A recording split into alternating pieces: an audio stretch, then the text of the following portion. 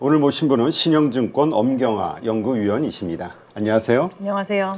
자, 지금 조선주 때문에 또 며칠 전에 난리가 났었죠. 네, 맞습니다. 이 중국 상무부가 한화그룹의 그 미국 자회사들 여기를 대상으로 제재를 가했고, 네네. 이것으로 인해서 그냥 갑자기 그냥 뭐 여러 가지 비관론이 쏟아지기 시작했었는데 어떻습니까? 이게 왜 일어난 일이고 이게 그냥 일회성 해프닝으로 봐야 되는 건지 좀 설명해 주시죠.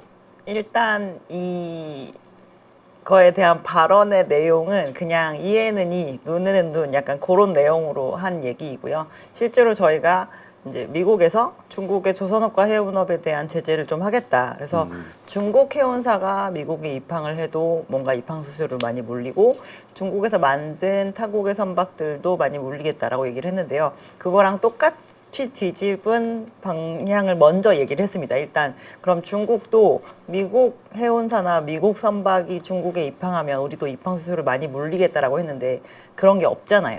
그렇죠.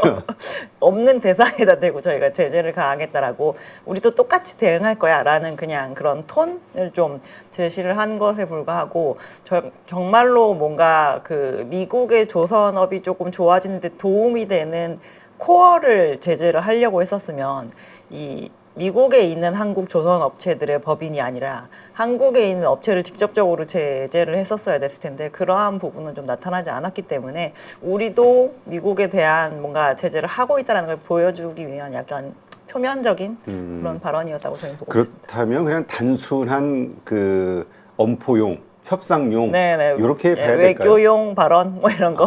네. 아니 근데 기분 나쁘게 그걸 미국 회사 대상으로 했으면 모르는데 한국을 찝으니까 우리는 또 그러면 사드의 기억이 쫙 떠오르잖아요. 아, 그런가요? 그래서 사실 그 발언이 나오고 시장이 무너질 때 보니까 중국 관련주들도 전부 급락이 나왔었거든요. 다른 쪽으로 확대될 게 아니냐는 그렇죠. 질문들을 많이 하시더라고요. 네.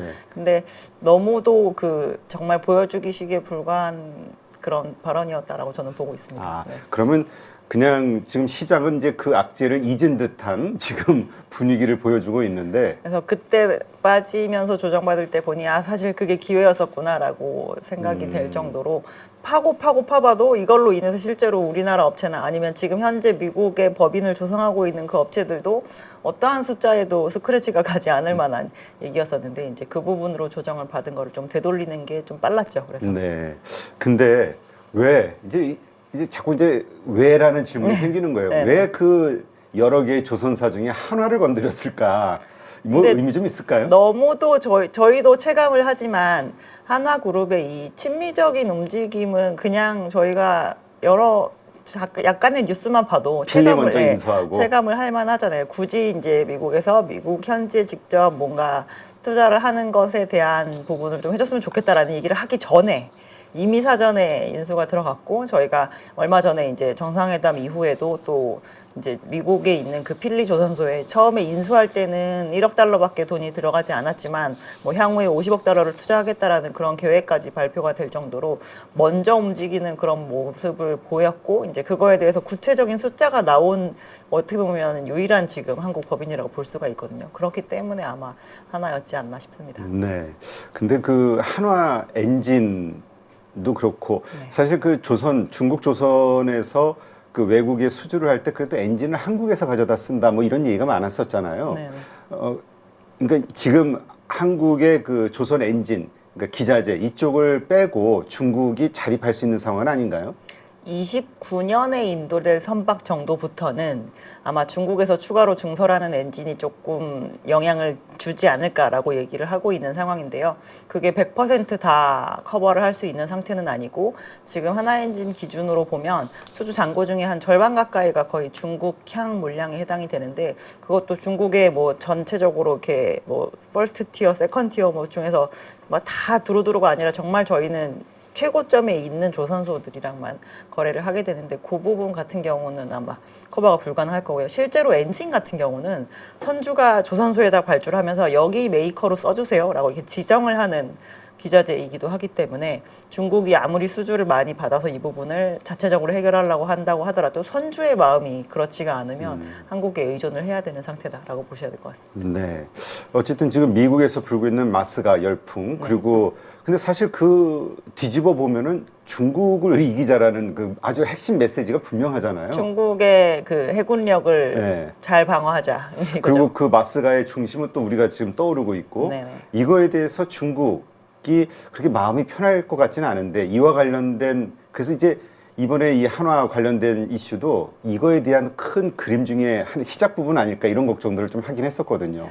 근데 아마 이번에 중국도 그 우리나라 정상회담 이전 그리고 그 관세 협상 이전 되는 과정에서 보면 정말 대단히 미국이 꾸준하게 한국에다가 러브콜을 하는구나라는 걸 느낄 수가 있었잖아요. 조선업에 그렇죠. 있어서만큼은. 그러면서 실제로 저희가 뭐 미국을 방문하기도 하고 이제 미국 대통령이 계속 조선업은 한국에서 좀 어떻게 해야 된다라는 얘기를 하면서 미국의 조선업 상황이 얼마만큼 악화되었는지를 중국도 많이 체감했을 거라고 네. 보거든요. 그래서 아 저게 단시간에 해결이 될 수가 없겠구나라는 부분에서 저는 약간 안도도 하지 않았을까라는 생각도 좀 해보는 중입니다. 아 그래요? 네. 오히려 네. 그러니까 아무리 한국이 도와준다 해도 어쨌건 미국 자체 그 조선력이 역량은 안 좋은 올라오기 상황이라는 쉽지 않다. 거. 네. 근데 이번에 그 해운 입항료 이와 관련된 이슈 이거는 그냥 서로 그냥 인정해주는 걸로 그냥 끝나는 걸로 갈까요? 아니면 이거 어떻게 봐야 됩니까? 그럼 이제 저희가 이 시장 참여자들의 분포에 대해서 생각을 해봐야 되는데 모든 미국과의 무역 관계에 있는 해운사들은 다 중국에서 만든 배를 거의 다 가지고 있다라고 봐야 되는 상태거든요. 그래서 네.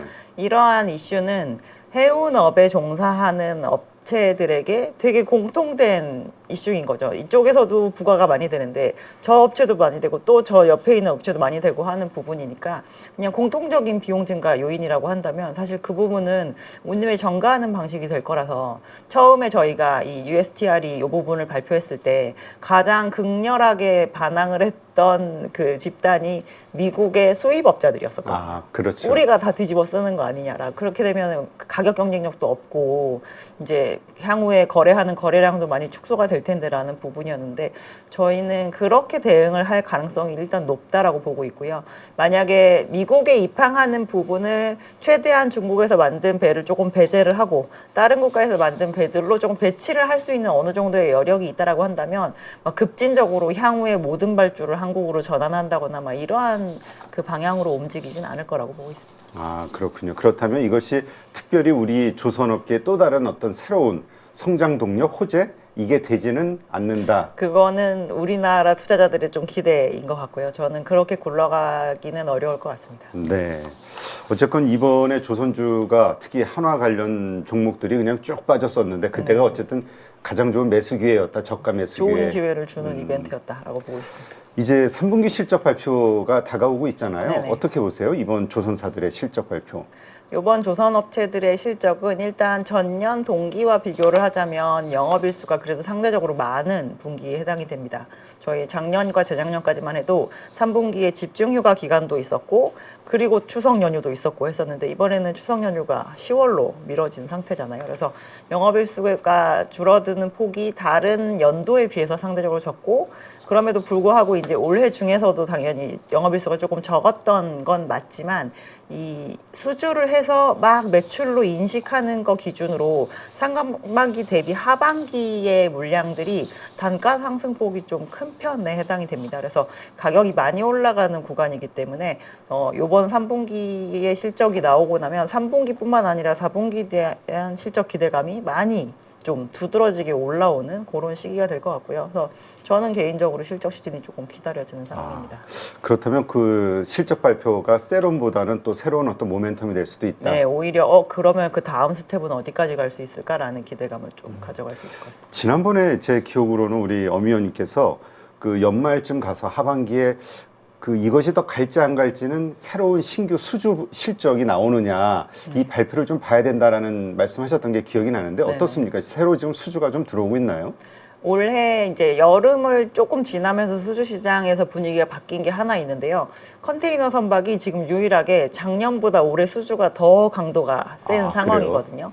그래서 아예 컨테이너는 지금 요즘에 컨테이너 해운 시장 좋다는 얘기는 별로 안 들어보셨잖아요. 요새 보니까 그 해운주들 별로 재미없던데요. SCFI도 실제로 내려가고 있는 상황이고, 그래서 아예 이제 이 시장 쪽은 해운 시장이 좋던 말던 상관없이 진짜 배를 다 바꿀 모양이다라고 좀 생각할 만한 부분이라고 보면, 선박의 이 기재에 대한 투자 개념으로 봤을 때는 친환경 선박 전환이 완전히 자리를 잡았다라고 보는 것이고, 반면에 다른 선종들은 정말 조용하거든요. 그리고 저희가 그래도 상반기 초에 좀 기대했던 LNG나 이런 것들이 또 많이 나오고 있는 상황은 아니라서, 올해는 컨테이너 정도만 이제 방향을 잡은, 전환으로 방향을 잡은 선종 정도만 발주가 나오고 끝날 것으로 보고 있고, 그 사이에 저희가 이제 지금까지 경험해보지 않은 시장이었는데 조금 기대를 하려고 했던 부분이 뭐 미국과 관련된 시장이었었잖아요. 근데 저희 작년부터 그 최근 정상회담 정도까지 그 대형 조선업체들이 미국 관련 MRO 4건 계약하고 그거 만들어서 실제로 이제 수리해가지고 보내고 나서 그 뒤로 지금 또 조용하거든요. 그래서 그거를 내년에 대한 기대감으로 그냥 밀어버린다라고 한다면, 내년에도 카드가 남아있고 올해는 그냥 올해대로 한 1년에 1년치 정도 수주를 하면서 마무리 짓는 그런 한 해가 되지 않을까 싶습니다. 그럼 이제 친환경 선박이 이 구선박들 전부 이게 교체하는 네. 이것이 그냥 아예 자리를 잡아가고 있다. 자리를 잡아가고 있는 게 좀 보이고 네. 있는 상황입니다. 그러면 LNG선, 뭐 암모니아, 메탄올, 추진선 뭐 여러 가지가 있잖아요. 네네. 이 가운데서 지금 어디가 앞으로 그 가장 큰 우리의 주력 그 어떤 아이템이 될까요? 완벽하게 넷제로는 아니지만 이 중간 매개체 역할을 하는 게 LNG의 기간이 저희는 좀 길어질 거다라고 생각을 하고 있고요. 왜냐하면 배들은 제일 많이 가져야 될 덕목 중에 하나가 뭐냐면 범용성이에요. 어디서나 쓸 수 있는 배를 가지고 있는 선주가 영업을 하는 풀이 넓어지기 때문에 제일 좋은 조건을 가지고 있는 것이거든요. 그러려면 내가 어떠한 엔진을 가지고 어떠한 연료 체계를 선택했을 때 그 체계를 가지고 갈 수 있는 데가 많아야 되는 게 좋은 상태입니다. 그래서 지금 전 세계 한 항만이 5,000군데 정도 있어요. 근데 LNG로 주유를 바로 할 수 있는 것이 200군데 좀 넘는 수준이고요. 그래요? 다른 대체 에너지는 더 좀 심합니다. 막 메탄올 이런 거 20군데 정도밖에 안 되는 상황이라서. 근데 지금 거기에서 그 인프라를 늘리고 있는 후보군도 여전히 LNG가 가장 많고, 저희가 그렇게 육상에서 배로 가는 랜드 투 쉽이 어려우면 쉽 투 쉽으로 해서 아예 배에서 그냥 바로 주유를 하는 LNG 벙커리선도 요즘 좀 발주가 활발하게 나오고 있는 상황이라, 저 인프라가 중간자적으로 지나가는 기간이 조금 길겠구나라고 생각하면 LNG가 아무래도 좀 클 것 같습니다. 네, 그렇군요. 그 어떻게 봐야 됩니까? 이번에 그러니까 이게 결국은 이 배만 바뀐다고 해서 되는 게 아니라 네. 그 배를 받아들일 수 있는 이 항만의 시설, 인프라가 또 다 바뀌어야 되는 거군요. 이제 그 연료 체계에 대한 부분 정도를 추가로 애드하면 될 것 같고요. 저희가 뭐 기양을 하거나 이런 것 자체가 어려워지는 부분은 아니니까, 지금까지는 선박이 하도 커지느라고 저희가 대형 컨테이너가 기양하는 그 인프라를 지금까지 같이 키워가면서 했어야 되는데, 요즘엔 사이즈를 키우는 것보다는 이제 효율적인 배 쪽으로 가면서 기양하는 것 자체가 어렵진 않기 때문에 이제 그 새로운 연료 체계를 받아들일 수 있는 설비만 추가로 가져가게 되면 항만에서의 그 굴러가는 오퍼레이팅하는 그런 부분엔 문제가 없을 것 같습니다. 네.